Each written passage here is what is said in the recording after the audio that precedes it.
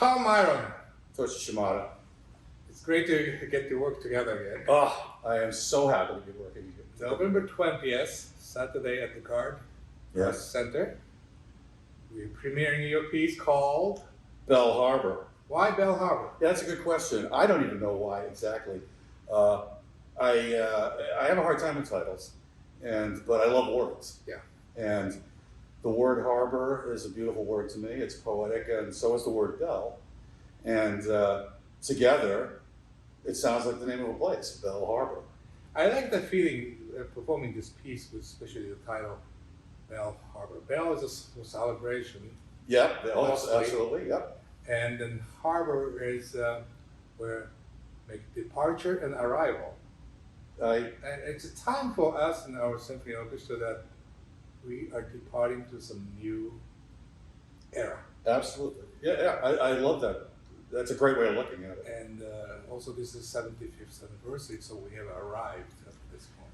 And I was thinking also the other day, Bell Harbor would be a great name for a big ship. That, Yeah. You know, that you take a trip. And so and if you reverse the word order, Harbor Bell, you hear a sound. And it's very New England feeling. I hope I so. mean, you and I lived in Portland, Maine for a long time. Long time. And then we're here still living in Massachusetts. And anything to do with water, harbor, ship. Light on water. Yeah. And, you know, those things really affects us in a way, emotionally. I think. I'm so happy that we were able to present your Thank you. work. I am so happy. When you sent me the score and then the sound file and said, yeah, I have to find opportunity for this. And of course, we had a lot of obstacle because of the A lot of obstacles. COVID situation and some limitation in orchestra size and audience size and where we could perform. But now we could do this. Take your It's time. full orchestra, Yeah, big orchestra. full audience, I hope. Yeah, big percussion section. Yeah, in big celebration. Yes, big celebration. I thought to me that it was a piece I really wanted to write because I knew what we were going through was going to come to an end, and I wanted to have something to show for that. So it's like culmination of all your feelings we have. Tell me about the piece itself, how it sounded. I know how it sounded, but for you, from composers.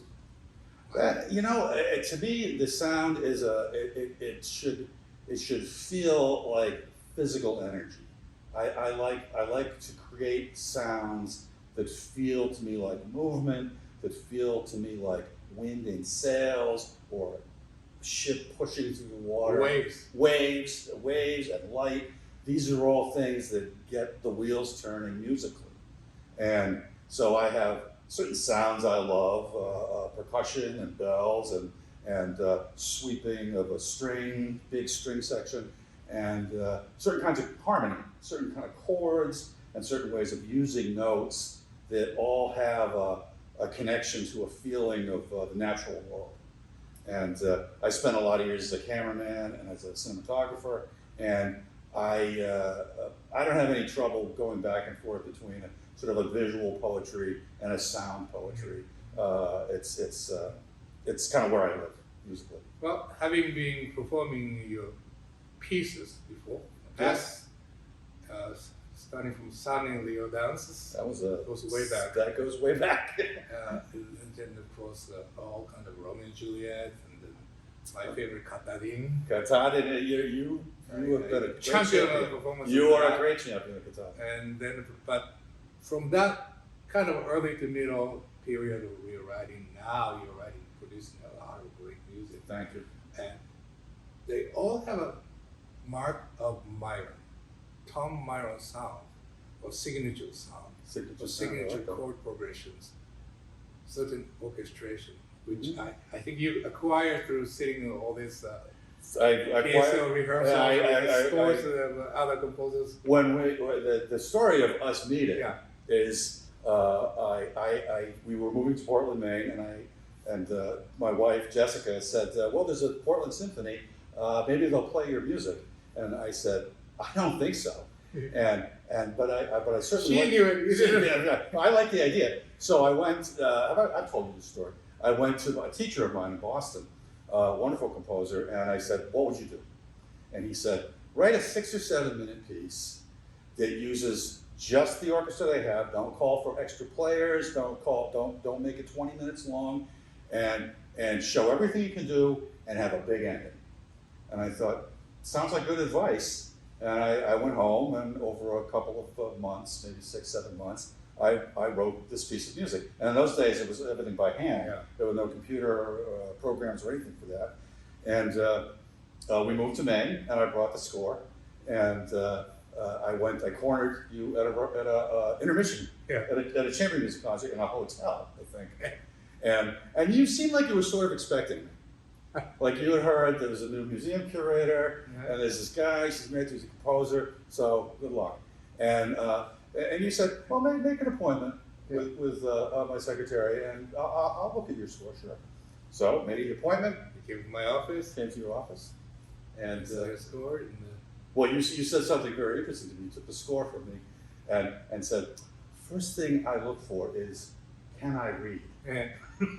True. And you opened up the score, and you looked at some pages, and you turned around, looked at me, and said, "I can read." Yeah. That's important. I mean, oh, absolutely. I mean, I get presented all this kind of crappy scores, and I can't even know what it is. And with computers now, it's actually worse. Yeah, it's even worse. People are making worse looking scores than they were by hand. So I was impressed, friend, but with the course context of music itself. I said, good. I mean, you told me this is kind of one of the first orchestral. Oh, it really is. It was really the first thing I ever wrote for the orchestra. I'm interested in what I said. Okay, I'll perform. Well, you said, can I hang on to it? Did I say that? Yeah, you said, can I hang on to it? I didn't commit right away. No, you did not. But you said the thing that I was hoping you would say. You said, in the meantime, feel free to come by and listen to rehearsals. That was important. Oh, boy. And so I went to Yesterday Music Service in Cambridge, and I bought every score for every piece, and I came to every rehearsal. Yeah. And finally, maybe a year in, you turned around one night and said, "Can you hear the violas?" And that's how we started working together. And I also wanted to test it in a way that whether you're really listening or not. I could tell. And so, of course, I got great help. You listen to balance and everything. For 13 years. It's amazing. I don't think that kind of relationship happens often. Oh, I used to sit there and wonder, where's everybody else? Yeah. But I was glad it was me. But I mean, you start producing all this orchestral music.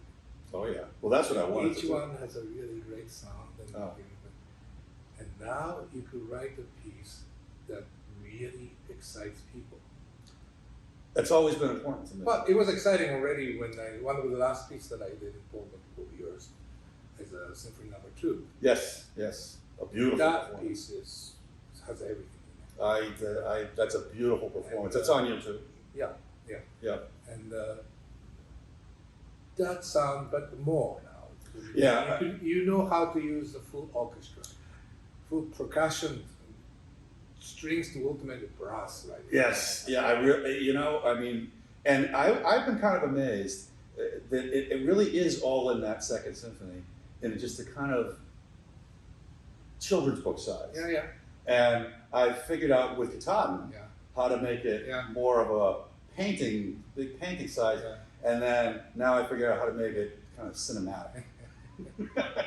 and around the way. In a great way. Well, and it's been all these years of listening to how you work, listening to what an orchestra sounds like, studying scores.